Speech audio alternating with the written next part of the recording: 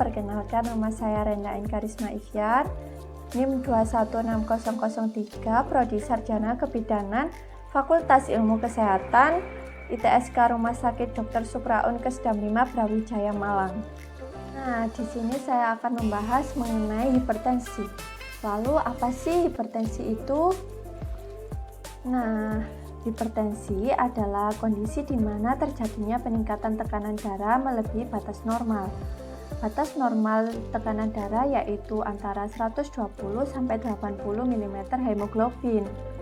Hipertensi didefinisikan sebagai kondisi di mana tekanan darah sistolik melebihi 140 mm hemoglobin dan tekanan darah diastoliknya melebihi 80 mm hemoglobin. Gejala hipertensi ini sering dikenal dengan istilah silent killer. Upaya pencegahan dan pengendalian hipertensi sangat penting karena hipertensi yang tidak terkontrol atau tidak terkendali dapat menyebabkan berbagai penyakit. Salah satunya yaitu stroke, kemudian gagal ginjal, jantung, demensia, atau bahkan penyebab kematian. WHO melaporkan bahwa sekitar 1,13 miliar di negara-negara seluruh dunia memiliki riwayat hipertensi. Sebagian besar penderita hipertensi di negara-negara dengan tingkat penghasilan rendah atau menengah. Dampak dari hipertensi akan membuat penderita mengalami gejala seperti nyeri di tengkuk, pusing, gangguan pola tidur, bahkan terjadi komplikasi apabila tekanan darah tinggi tidak mendapatkan pengobatan dan penanganan yang baik karena kurangnya tingkat pengetahuan. Akibatnya, dalam jangka panjang dapat terjadi kerusakan arteri di dalam tubuh. Nah, komplikasi hipertensi dapat terjadi pada organ jantung yang mengakibatkan gagal jantung. Penyakit hipertensi diklaim menjadi salah satu faktor risiko pertama penyebab penyakit stroke.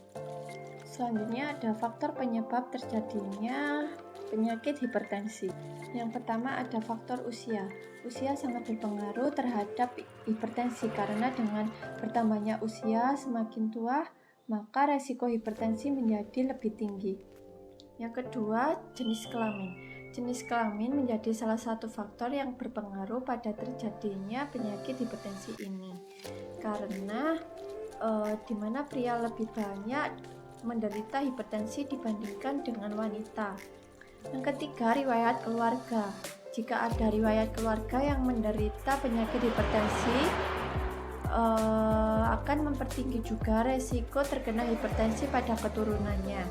Keluarga yang dengan riwayat hipertensi akan meningkatkan resiko hipertensi sebesar 4 kali lipat.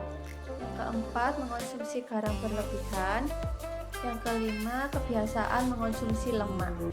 Kemudian yang keenam, merokok. Merokok menjadi salah satu faktor juga penyebab terkena hipertensi karena di kandungan rokok tersebut terdapat nikotin yang dapat menyebabkan hipertensi. Ketujuh, obesitas atau kelebihan berat badan. Yang kedelapan yaitu kurangnya aktivitas fisik seperti olahraga. Nah, berikut adalah terapi non-farmakologis yang dapat dilakukan di rumah untuk menurunkan tekanan darah tinggi. Yang pertama, mengurangi mengonsumsi garam berlebihan. Yang kedua, tidak merokok. Kemudian yang ketiga, istirahat yang cukup. Dan yang keempat, ada mengonsumsi tanaman tradisional atau konsumsi herbal. Bisa menggunakan daun seledri, kemudian daun alpukat, kemudian buah cipuan atau menggunakan daun buah ceri.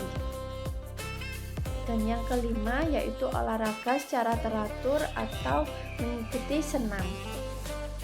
Kemudian jika sudah mendapatkan penanganan secara farmakologis dari dokter, maka mengonsumsi obat hipertensi itu secara teratur, kemudian segera memeriksakan apabila terjadi gejala yang telah dirasakan ke fasilitas terdekat. Kemudian jika pada lansia juga bisa mengikuti posyandu lansia dengan teratur. Nah, itu tadi adalah sedikit penjelasan mengenai hipertensi. Ada kurang lebihnya saya mohon maaf. Terima kasih. Wassalamualaikum warahmatullahi wabarakatuh. Bye bye.